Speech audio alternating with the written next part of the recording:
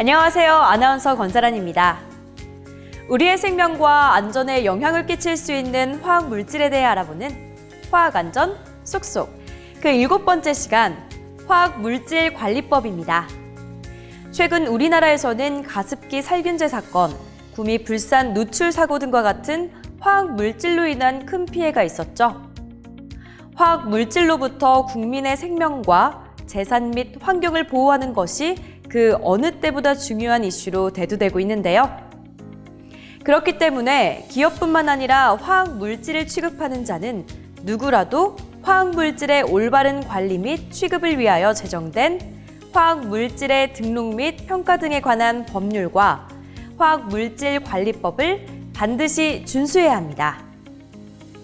화학 물질 사고 관련 법률을 이해하기 위해서는 준수해야 할 사항과 준수하지 않았을 경우 받을 수 있는 법적 조치 사항을 중심으로 알아보고자 합니다.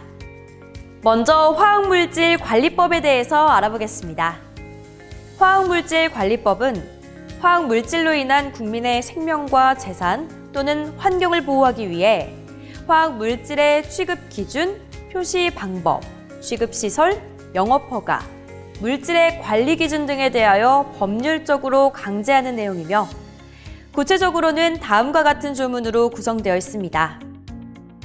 화학물질관리법에서 이행해야 하는 주요 조항으로는 제13조의 유해화학물질 취급기준, 제16조의 유해화학물질의 표시 등, 제23조의 화학사고 장외 영향평가서의 작성 제출, 제24조의 취급시설의 배치, 설치 및 관리 기준 등, 제28조의 유해화학물질 영업허가, 제32조의 유해화학 물질 관리자, 제33조의 유해화학물질 안전교육, 제40조의 사고 대비 물질의 관리 기준, 제41조의 위해 관리 계획서의 작성 제출, 제43조의 화학사고 발생 신고 등이 있습니다.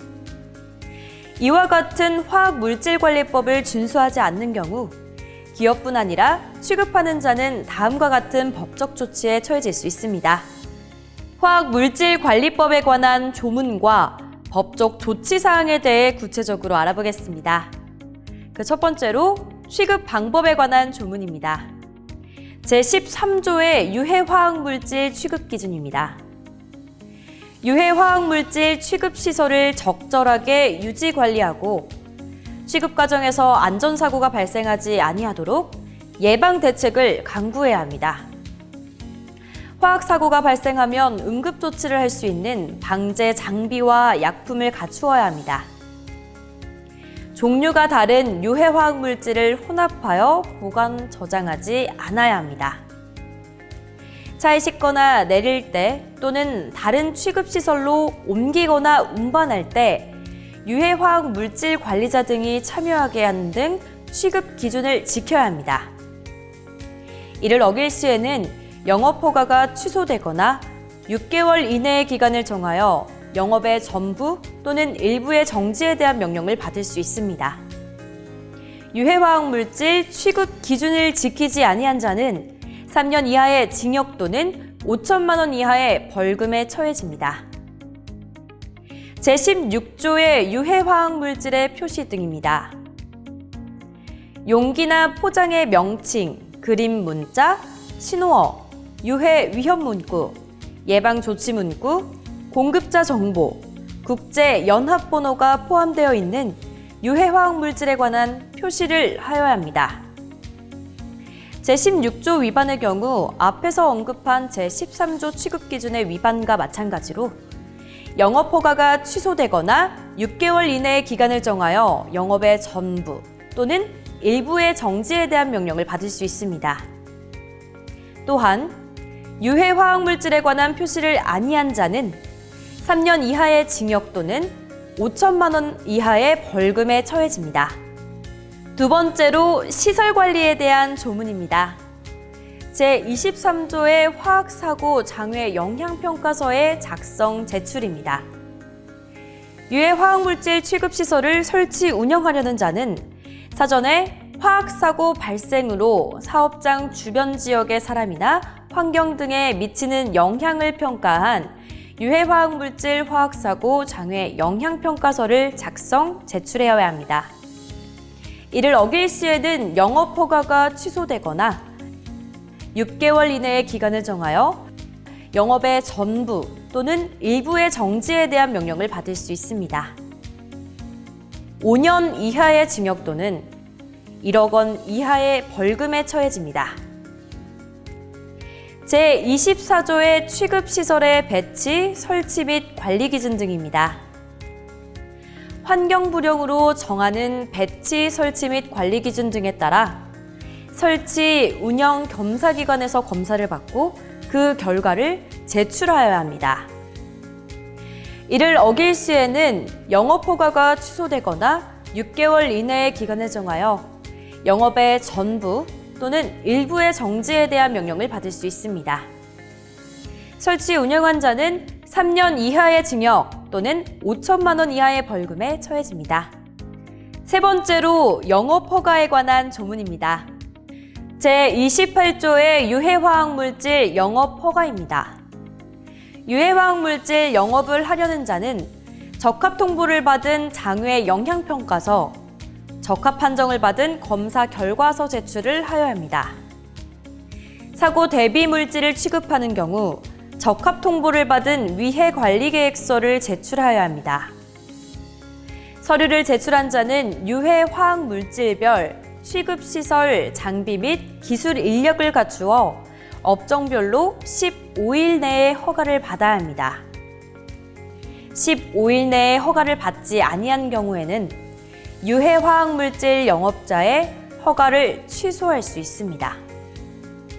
영업 허가가 취소되거나 6개월 이내의 기간을 정하여 영업의 전부 또는 일부의 정지에 대한 명령을 받을 수 있습니다. 네 번째로 관리자 안전교육에 관한 조문입니다. 제32조의 유해화학물질 관리자에 관한 조문입니다.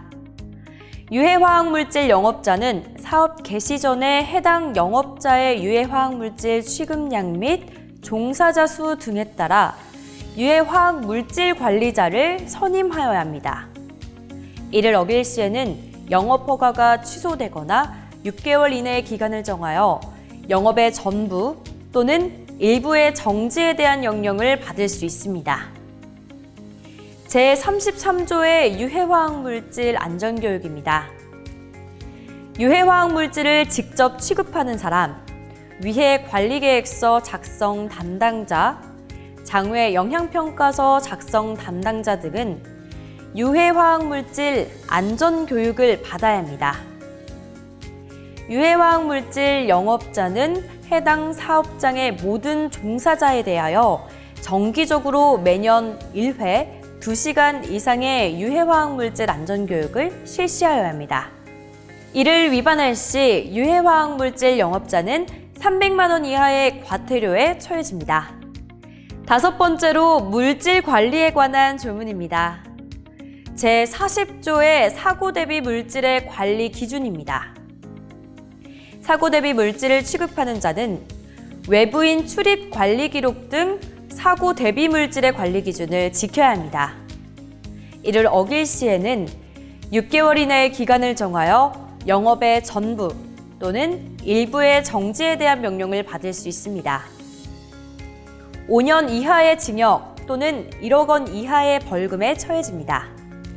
제41조의 위해관리 계획서의 작성, 제출입니다. 사고 대비 물질을 사고 대비 물질별 수량 기준 이상으로 취급하는 자는 위해관리 계획서를 5년마다 작성, 제출하여야 합니다. 위해관리 계획서를 제출하여야 하는 자 중 유해화학물질 영업을 하려는 자는 사전에 위해관리 계획서를 제출하여야 합니다. 제41조 위해관리계획서의 작성, 제출 위반하는 경우에는 6개월 이내의 기간을 정하여 영업의 전부 또는 일부의 정지에 대한 명령을 받을 수 있거나 또는 5년 이하의 징역 또는 1억 원 이하의 벌금에 처해집니다. 6번째로 신고에 관한 조문입니다.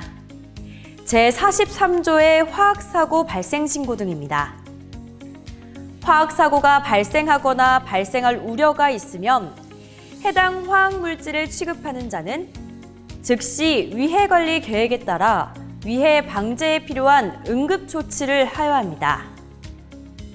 화학사고의 중대성, 시급성이 인정되는 경우에는 취급시설의 가동을 중단하여야 합니다. 화학사고가 발생하면 해당 화학물질을 취급하는 자는 즉시 관할 지방자치단체, 지방환경관서, 국가경찰관서, 소방관서 또는 지방고용노동관서에 신고하여야 합니다.